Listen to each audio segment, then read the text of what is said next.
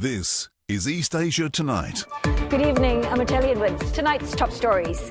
Taiwan's defense report warns China is honing its ability to strike without warning as Beijing increases what critics call grey zone tactics and military drills that could potentially escalate into conflict. Now, the region reacts to the Gaza ceasefire deal that's now awaiting Israeli government ratification. China urges a lasting truce, as Japan says all parties should sincerely implement the US-led agreement. North Korea rolls out the red carpet for leaders from China, Russia and Vietnam, a key moment for Pyongyang to reinforce ties with its allies ahead of marking a major milestone for the ruling party. And China tightens its grip on rare earth exports, boosting its leverage over critical minerals and turning up the heat just weeks before Presidents Trump and Xi meet. And HSBC plans a $14 billion move to take Hong Kong's Hang Seng Bank private after mounting criticism over its performance and exposure to China's property slump.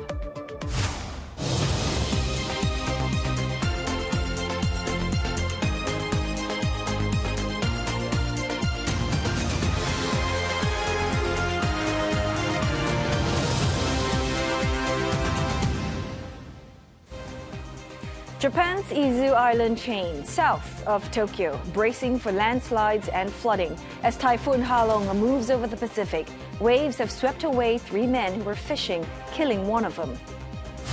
Gold prices are hitting new highs this week, and one enterprising couple in China is seizing the opportunity to put new shine on old gold.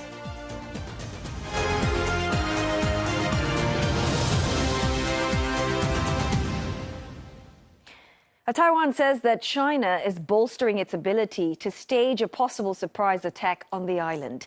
Its defense ministry says Beijing has increased military activities near Taiwan, as well as what it calls hybrid online warfare tactics.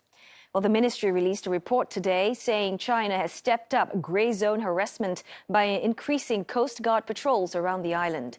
The report also says that Beijing could shift its drills into active combat mode without warning to catch Taiwan and its international supporters off guard. China views Taiwan as its own territory, a claim that the democratically governed island has always rejected.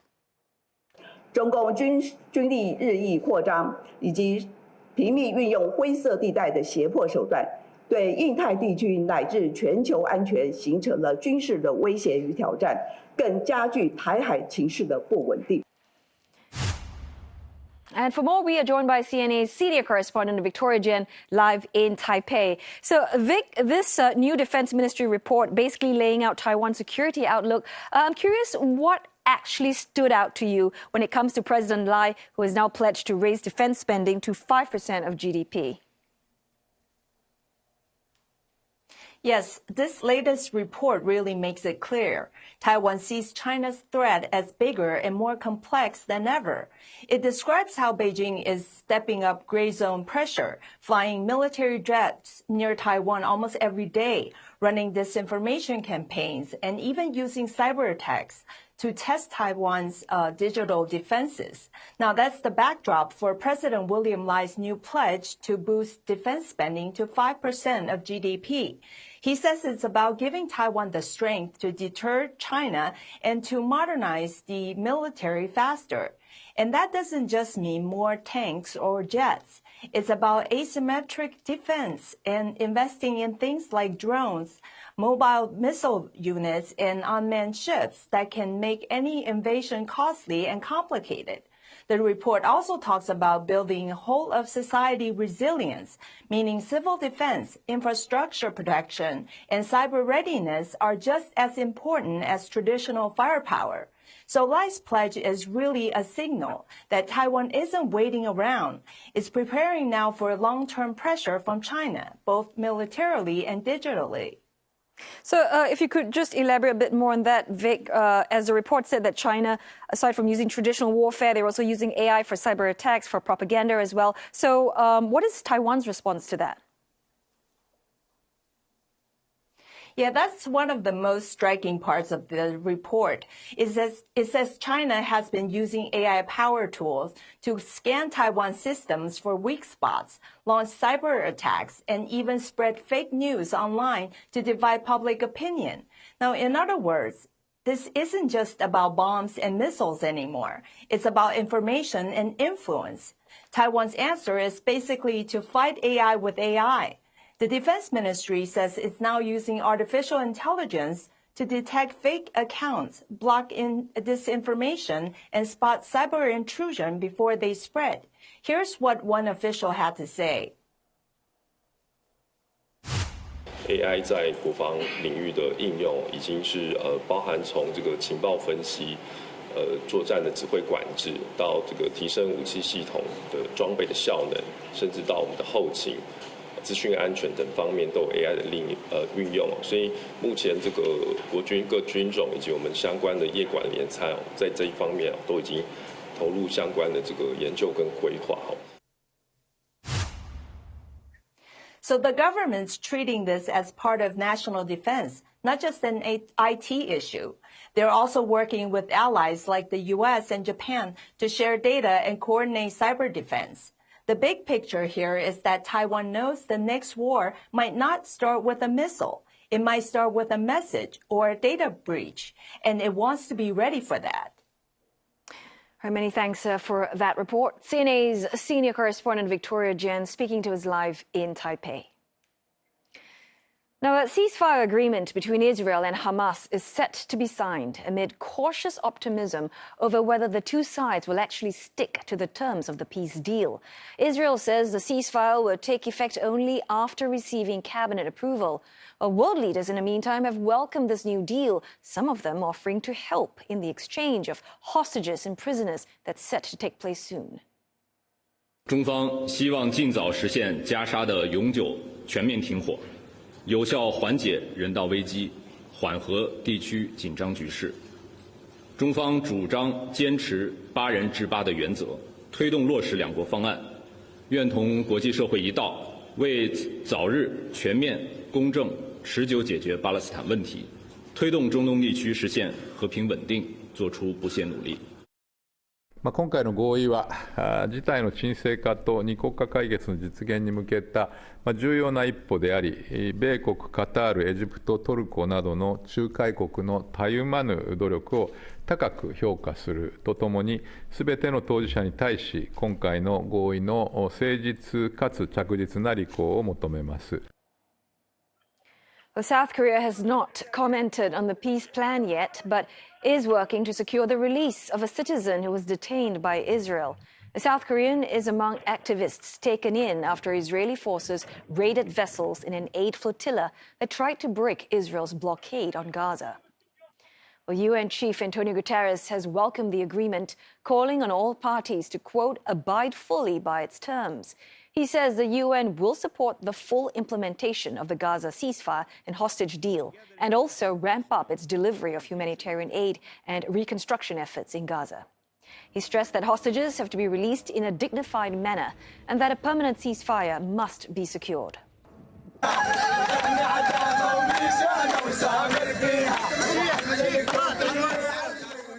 In Gaza, Palestinians seen cheering, dancing, celebrating as soon as the deal was announced. Emotional scenes also in Tel Aviv. Families of Israeli hostages embraced each other, and many thanked U.S. President Donald Trump for brokering the deal. Former Israeli hostages and their families also gathered to celebrate with champagne. Later in our program, Blake Sifton, who is covering this story for CNA, will be joining us from Tel Aviv. And we will ask him about the arduous task of implementing the deal and rebuilding Gaza. So do stay tuned for that. North Korea gearing up to celebrate the 80th anniversary of its ruling Workers' Party. Foreign leaders have started arriving in Pyongyang for the event, and they include Chinese Premier Li Qiang, Russia's deputy head of its Security Council, Dmitry Medvedev, and Vietnam's party chief, To Lam. Analysts say the celebrations are an opportunity for Pyongyang to shore up relations with its allies. And they come after North Korean leader Kim Jong-un took the spotlight next to the Chinese and Russian presidents at China's World War II anniversary parade in Beijing last month. And for more, we have our correspondent, Tan Sihui, live from Beijing. Sihui, this visit by China's Premier Li Qiang, seen as rare and also a high-level show of support for North Korea. What does it say about the current state of ties between Beijing and Pyongyang? Well, Premier Li is reported to have arrived in Pyongyang at noon on Thursday, and this is the first high-level visit by a Chinese leader to North Korea since 2019. And this really comes as a follow-up visit in the post-pandemic era and comes shortly, as you mentioned earlier, after a military parade hosted by Beijing last month, where we saw North Korean leader Kim Jong-un attending the military parade. The analysts are saying that this visit by a Chinese leader to North Korea is commemoratively special and unique, especially since China doesn't recognize an alliance system like Western nations. And so North Korea is their only official formal ally. And so this symbolism is significant and as it sets the tone for any kind of working meetings between both countries. And also, Chinese Foreign Affairs Ministry had called China and North Korea's relations as that of a traditional friends and neighbors, and said that developing relations has always been part of Beijing's policy. And this comes shortly after North Korea's foreign minister had visited Beijing and expressed intent for both sides to strengthen bilateral relations. But then again, these ties between North Korea and China is somewhat complex, with Russia in the picture and with North Korea's increasing relations with Russia, as is reported that Russia is providing North Korea with military technologies in exchange for North Korea's involvement in the Russia-Ukraine war. And so analysts are saying that it's crucial that Beijing maintains bilateral relations with North Korea. Also, how do you think this is going to affect the wider regional balance, especially with the U.S. and South Korea, who will be watching this very closely?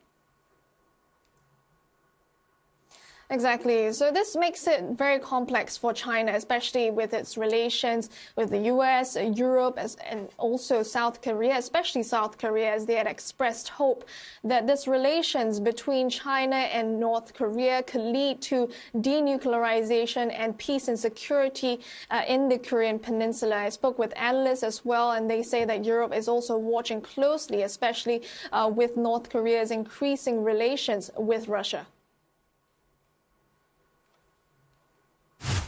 It may also be sort of complex for European countries, which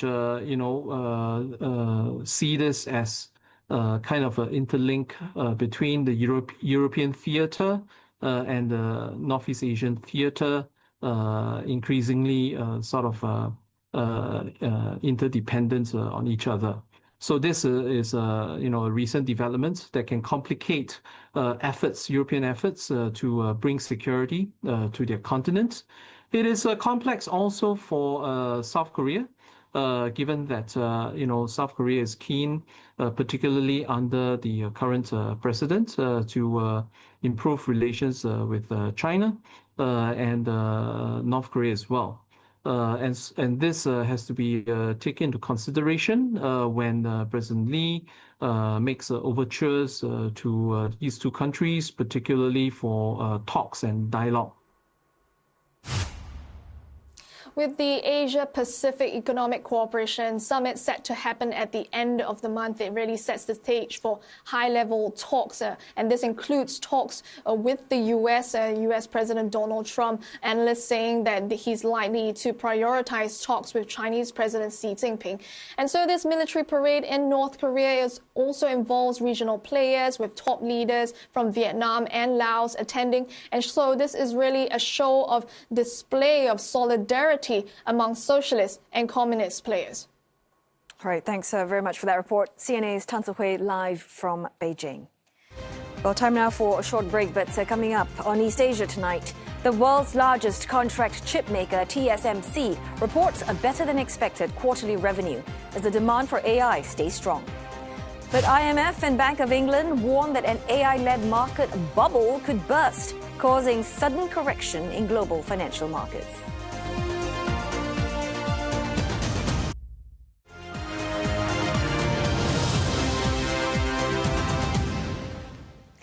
Hello there. Glad you're with us on East Asia tonight. It is time to get you up to speed in business with none other than Henry Yin. So, Henry, we are talking about rare earth today, and apparently Beijing is tightening controls of it ahead of the Trump-Xi meeting. Yes, indeed, Otelli, and it's targeting overseas defense and semiconductor users this time around. And China says it would add several new rare earth elements to its export control list in a further tightening of its controls over the critical materials. This comes on top of the latest export controls on production technologies announced earlier today. The new controls, which kick in immediately, mean exporters must obtain permission for technologies used for rare earth mining and smelting, among other processing steps. China is the world's leading producer of vital minerals used to make magnets crucial to the auto, electronics, and defense industries. Since April, it has required licenses for certain exports of the materials hitting global manufacturing sectors. Rare earths have been a major sticking point in recent trade negotiations between China and the United States, with Washington accusing Beijing of slow-walking export license approvals. Beijing says the controls protect national security and curb military proliferation by regulating sensitive exports.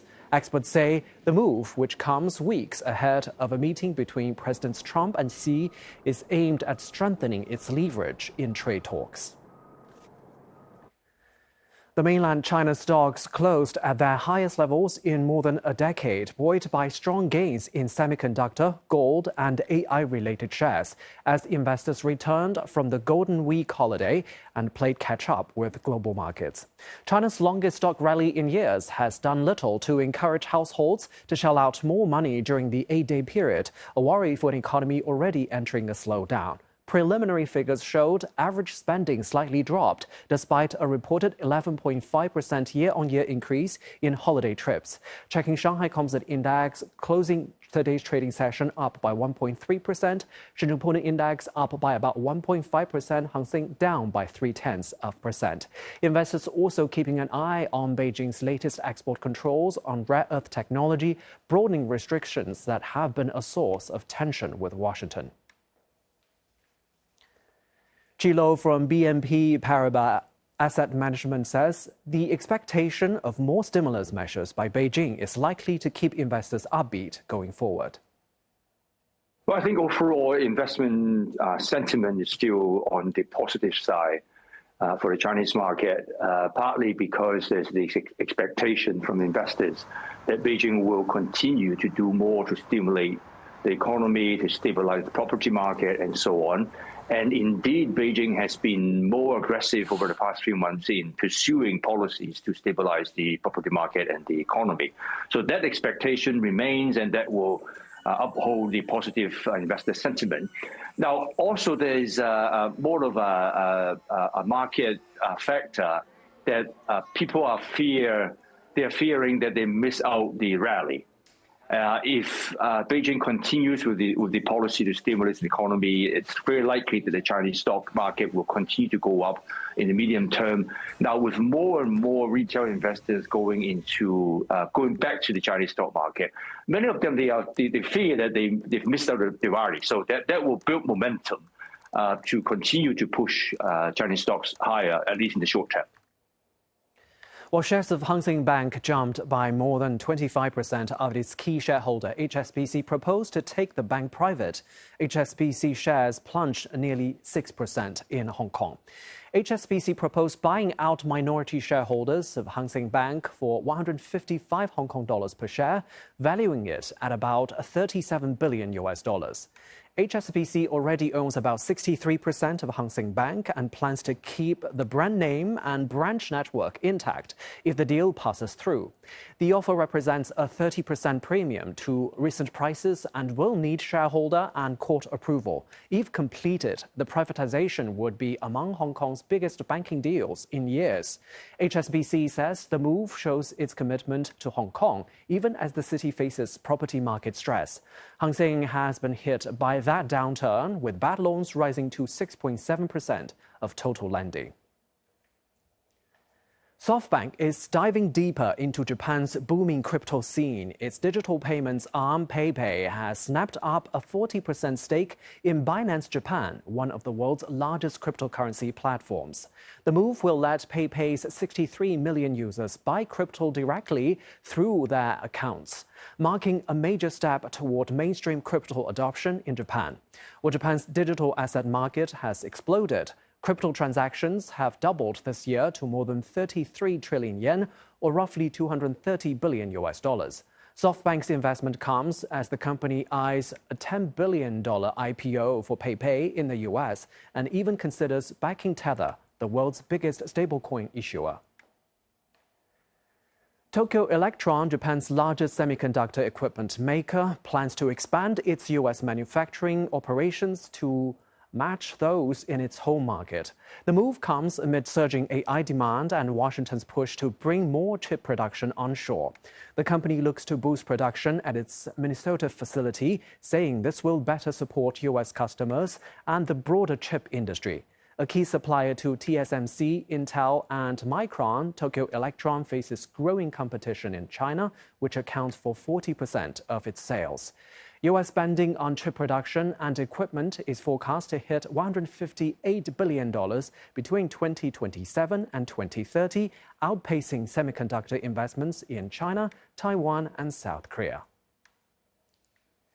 TSMC's third quarter sales beat estimates as demand for the company's products remained resilient on surging interest in artificial intelligence applications. Revenue for the three-month period ending in September totaled $32.5 billion, a 30% increase on year. While the figure handily beats analysts' estimate of $31.5 billion. Well, the company, whose customers include NVIDIA and Apple, has been a major beneficiary of advances in AI that has more than offset the tapering off of pandemic-led demand for chips used in customer electronics. And the Taiwanese company is set to release its full third quarter results next week. While TSMC's Taipei-listed shares ended the day up nearly 2%, but have gained 35% so far this year, compared with a 19.6% rise for the broader market. In the clearest warnings yet by global organizations, the IMF and the Bank of England have both warned that the sizzling AI boom could spark a sudden stock market correction.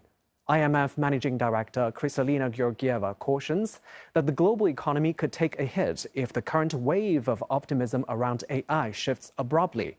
And she even drew a parallel with the dot-com crash of 2000, warning that the markets could be setting themselves up for a similar meltdown. That warning came just hours after the Bank of England's Finance Policy Committee said the risk of a sharp market correction has risen notably. It pointed out that the cyclically adjusted price-to-earnings ratio for US stocks is now hovering close to levels last seen a quarter-century ago. But not everyone's buying into the gloom. And NVIDIA CEO Jensen Huang told CNBC the AI boom today is nothing like the dot-com bubble, arguing that the tech giants like Microsoft, Google, and Meta are built on far stronger fundamentals than those infamous bubble-era names like Pets.com. And some Federal Reserve officials have also downplayed the chances of a damaging market correction, suggesting the rally still has room to run. South Korea has once again proven its love for instant noodles, ranking second in the world for per capita instant noodle consumption in 2024. According to the World Instant Noodle Association, the average South Korean ate 79 servings of noodles last year, closely behind Vietnam's 81. Overall, South Korea consumed 4.1 billion packs, placing 8th globally. Experts say the noodle craze remains strongest in Asia, where countries like Thailand, Nepal, and Indonesia also top the per capita per person list. And the trend is spreading thanks to the global popularity of K-pop and K-food. Between January and September, South Korea's noodles exports surged nearly 25%, hitting $1.1 billion. From Shim Ramyeon's animated tie-ins to Samyong's fiery buldak noodles, South Korea's favorite comfort food is heating up the world's appetite.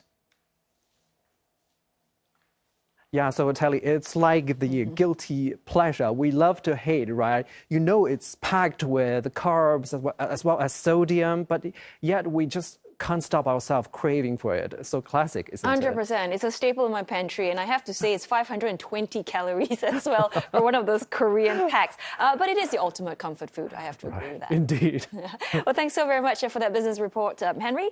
On that note, it is time for us to go for another break. But coming up next on East Asia tonight, we return to one of our top stories, the latest in the yet-to-be-ratified Gaza peace deal.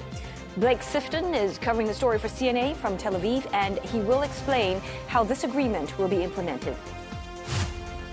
And reports say Japan's likely new prime minister may not pay a visit to the Yasukuni Shrine this year to avoid angering Asian neighbors.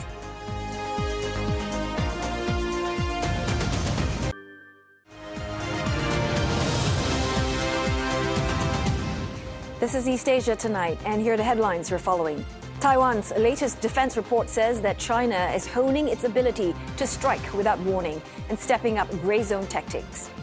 North Korea set to mark the 80th anniversary of the foundation of its ruling Workers' Party tomorrow, rolling out the red carpet for foreign leaders, including China's number 2 in command, Premier Li Qiang.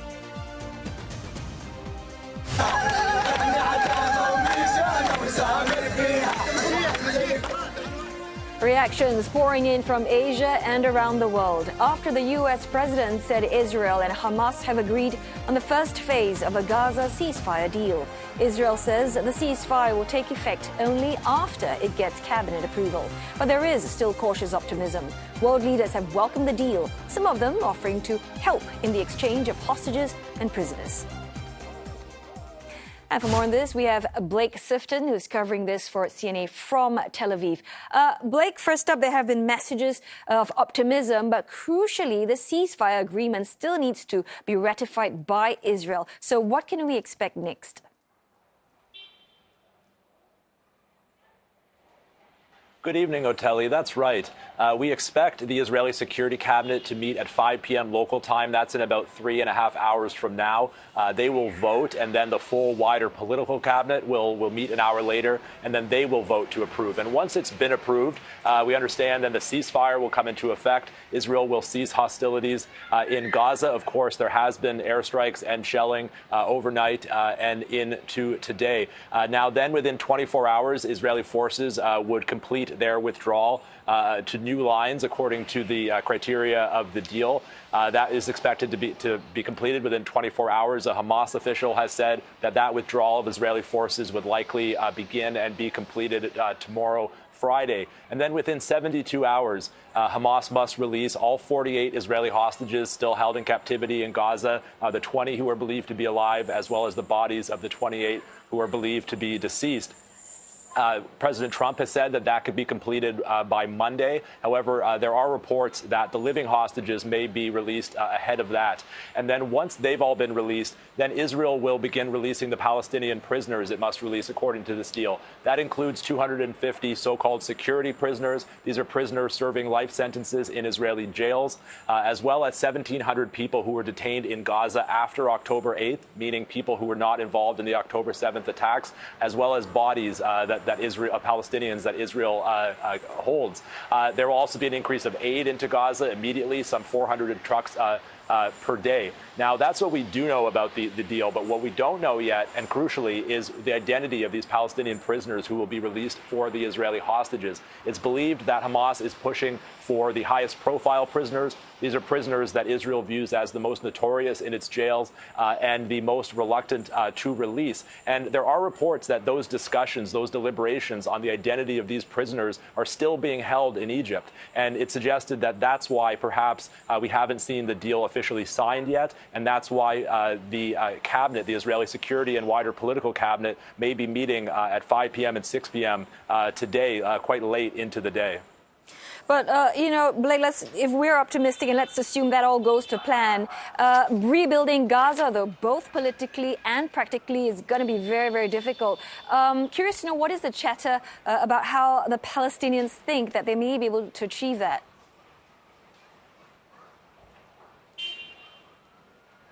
That's right. It will be a monumental task. Just on Wednesday, the United Nations came out and said that it will cost over $50 billion to rebuild Gaza. That's because they say over 80% of the infrastructure, the buildings and the infrastructure in Gaza are either damaged or totally destroyed. Now, before any of that can even begin, however, there are a series of obstacles that need to be overcome. We need to remember that this first phase and what's being agreed to is really a ceasefire plan. But the wider peace plan that President Trump has put forth still has several obstacles to be overcome. Of course, they must agree on Hamas being disarmed and Gaza being demilitarized.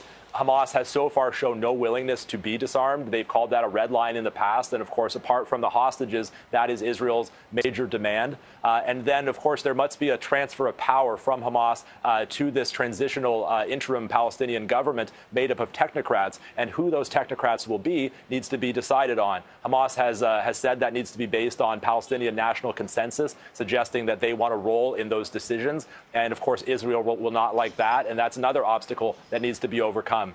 And then there's also this international stabilization force of international soldiers, essentially peacekeepers, that are meant to go into Gaza, are meant to assist with the demilitarization of Gaza. Who those peacekeepers will be, where they'll come from, when they'll be assembled, when they'll be deployed, those questions all remain to be answered.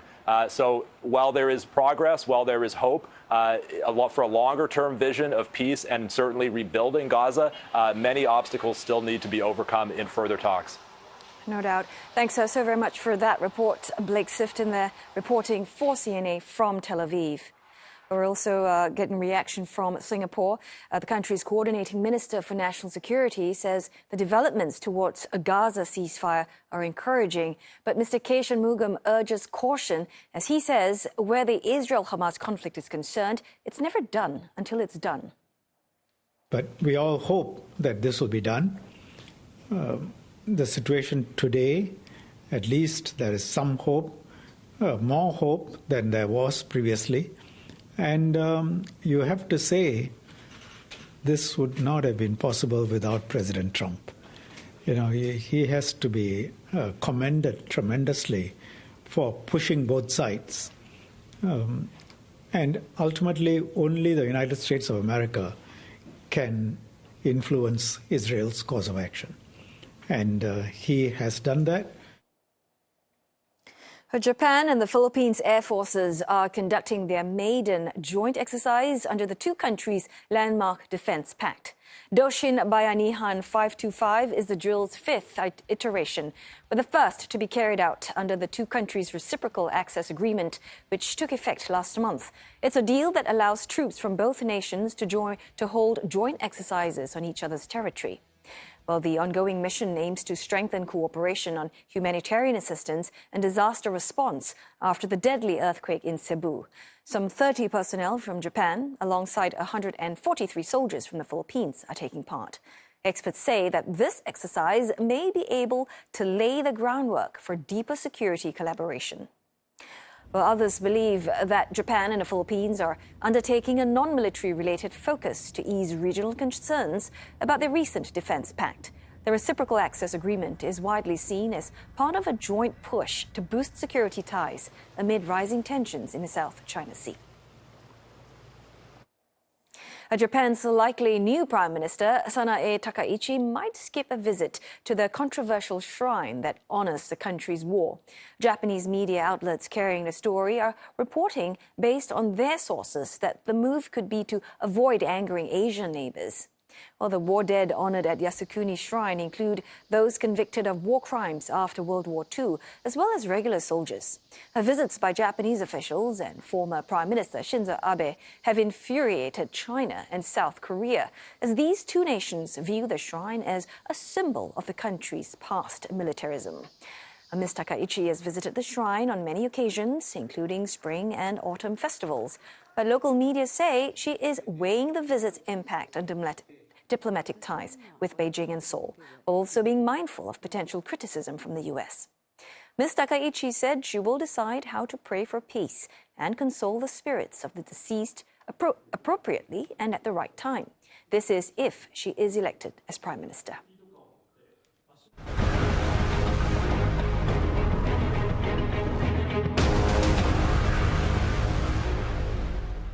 Typhoon Halong hit Japan's Izu Islands earlier today with heavy winds and rain, forcing hundreds to evacuate. One man died after being swept away by waves while fishing on the main island of Honshu. Japan's weather agency downgraded its heavy rain emergency warning for Hachijo, a town situated on Izu Islands, to a warning in the afternoon as the typhoon gradually moved away from the islands. But authorities urged residents to stay on high alert for landslides and flooding and warned that violent winds could be strong enough to destroy some homes. Record rainfall was reported in parts of Izu, with rainfall in Hachijo in the 3 hours through 7 a.m., reaching the highest ever for the area. Coming up next on East Asia Tonight. All that glitters. We meet the Chinese entrepreneurs giving gold a new shine. And Song Hoon-min is on the verge of setting a new record in South Korean football when the team takes on Brazil tomorrow.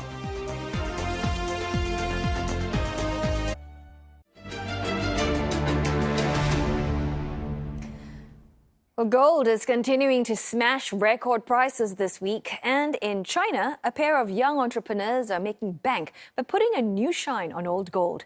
CNA's Money Mind took a look. The price of gold is so high, it's attracted new entrepreneurs in China. 热的，它金的熔点是1060多度。 People are becoming goldsmiths, turning old pieces of jewelry into something brand new. 800块钱一克的金价，大家听着都害怕了，就更别说啊，我要去买就是800块钱一克的金子了，对吧？所以这时候打金的优势它就出来了。那这个时候我们打金呢，就能帮他们这些产品焕发新的生命力，就是换成一个新的款式去佩戴。那我觉得其实性价比也不错啊，就比起买全新的金子。 Wang and Kiana set up the studio 6 months ago. He was a food caterer and she used to be a music teacher. Now they work with gold. Wang took a goldsmithing course and apprenticed with a master craftsman. There was a lot to learn. 这台机子在打金店里面是一个必不可少的一个机器，它可以把非常粗的一个金条压成非常细，而且用很小的力量就可以去压了。因为它有一个这个助力器，我们家的话都是比较喜欢买一手的东西，它全新，它所有的细节都是我自己保养的，以后维修的成本也会低一点。过火的话溶出来，它的成色我们是很直观就可以看到了。像现在这几个当中呢，我们大家都很直观的都可以看到金子的成色。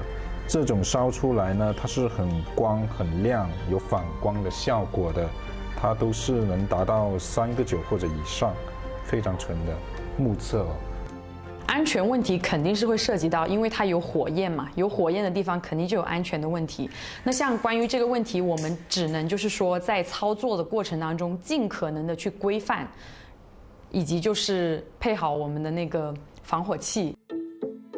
Almost half their 80,000 yuan budget went on specialized equipment for goldsmithing. They got their first order within a month. They broke even in 2 months. They're now making double what they used to in their old jobs. 后在营业这方面的话，我们因为它会根据平台的流量会有一个浮动，所以大概的区间是在2万到4万一个月这样子。我们这个打金店的定位就是定位成线上的嘛，一开始，所以我们的所有的业务都是从线上去接单。线下的话呢，因为上门的客人还是比较少，我们主要还是做线上接单，然后我们会在做好之后寄回去给客人，就是以这种邮寄的方式去进行我们的这个业务。 Like many of their customers, Iko Hui wants to make something new from gold jewelry she got from her wedding 20 years ago. 就喜欢简单一点的那种。简单一点的话，可以考虑一下这个泥鳅贝，它整体会比较的简单时尚一点点。然后包括佩戴的话，它内里是有弧形的，会更贴合手腕，舒适度也更高一些。你看看要不要选它？可以，感觉挺好的。都打的比较多的款式。因為咧結婚嗰陣時候，肯定親戚嘅話就會俾咗好多啲首飾啊，呢啲金銀首飾呢啲嘢，咁放住喺屋企嘅話咧又冇乜用喎咁樣，咁可以訂製咗自己中意嗰種款式嘅話就可以帶身咁樣咯。咁喺品牌店嗰度嘅話咧，加工費嘅話咧都了解咗一下嘅話咧，大概就係2000蚊左右，咁30克嚟講就係2000蚊左右，咁喺呢一邊嘅話咧就大概就係800蚊左右咯，咁平咗就唔止一半㗎啦。这个的话，我觉得应该是性价比吧，因为品牌金店它除了工费会比我们贵个1到2倍之外，它可能在金价方面它也会有一定的涨幅空间。那像我们的金价，我们是根据大盘金价走嘛，对，可能双重的一个利益优势是摆在这里的。The prices are charged based on the weight of the gold. Rates start at 200 yuan. The most expensive piece they've worked on so far is a 40-gram bracelet. That cost 1,200 yuan to melt down and remodel. With gold prices still trending upwards, the couple see a shining future ahead, turning old gold jewelry into something new. And it isn't just about making more money. 首先，我本人是非常喜爱这个工作，因为可能由于我个人喜欢安静的环境下做自己的东西，然后会达到一种心流的状态去，然后把一些产品做得更完美。光滑的一个状态，这种纯度就是可能累，但起码是为自己奋斗，就那种感觉是完全不一样的，就跟上班的时候。我是属于那种我觉得小富即安都能过日子的。这一门就是怎么说呢？你说你要大富大贵，可能它也比较难，但是就是能够在一个相对 OK 的一个生活水平，我觉得是没有问题的。And you can watch more episodes of Money Mind on the CNA Insider YouTube page or on cna.asia. Now, turning our attention to other stories now. Ancient tombs can hold priceless artifacts and are often the target of thieves. Well, one archaeologist encountered so many looted graves in China that he's taken it upon himself to trace some of these missing treasures. Take a look. Underground.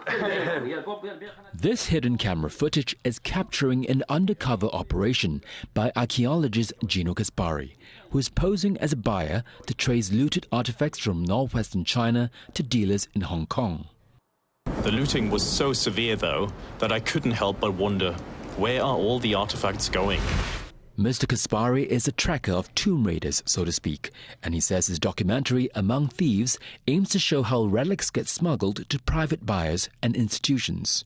I have been working in Central Asia and Siberia for the past 10 years. During my research in northwestern China, I came across so many looted tombs that I really started wondering, where are all these artifacts going? And that was the initial trigger for me to then go undercover and track the supply chain.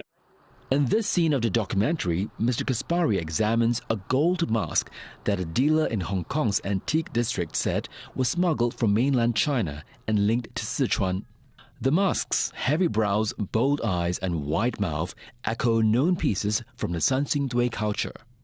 We talked to dozens of traders and we stated our objective of obtaining high-value items for a rich collector. And the Sanxingdui mask was one of the items that really raised an eyebrow, because if something like this would hit an international auction, then we are talking at least double-digit millions. We took this sample in order to analyze the elementary composition. I then asked him for a tissue and pretended to sneeze and put the sample into the tissue and put it into my pocket. And that's how we obtained the gold sample, which ultimately showed that it is likely a genuine item. It found the mask was mostly gold with small amounts of silver and copper, consistent with ancient gold. The filmmakers say that footage shows how informal diggers, organized smugglers and established buyers intersect across borders. The film comes amid scrutiny of Asia's art market. Hong Kong remains a key auction hub for Chinese art, while dealers court high-value buyers even as fixed and legal risks complicate sales. China has stepped up enforcement against tomb raiding and trafficking in recent years. According to the Supreme People's Procuratorate, prosecutors charged more than 2,000 people in 2023, up 37.4% from the year before. Mr. Kaspari argues that demand fuels site destruction. It is ultimately destroying the knowledge that we could get from the ground. And archaeological heritage is a non-renewable resource, and this is happening on a global scale. Well, looks like the NBA is returning to China after an absence of more than 6 years, which at the time had been sparked by the 2019 Hong Kong protests. Well, the Brooklyn Nets, owned by Alibaba chair Joseph Tsai, will play the Phoenix Suns at sold-out games in Macau on Friday and Sunday. Sands China, Las Vegas Sands Macau unit, will be hosting the preseason games as part of its 5-year contract with the American Basketball League. The NBA also announced a multi-year partnership with Alibaba, with the Chinese tech giant, providing artificial intelligence and cloud computing services for the league's app in China. Well, Beijing suspended the broadcast of NBA games back in 2019 as part of the fallout from a social media post by the Houston Rockets' then general manager Daryl Morey, which supported Hong Kong's pro-democracy protests. Preseason games in China were also scrapped. The move caused corporate sponsors to flee, causing the NBA to suffer what it described at the time as dramatic financial consequences. Now, the number of Chinese visitors to South Korea jumped 16% in September compared to the same time last year.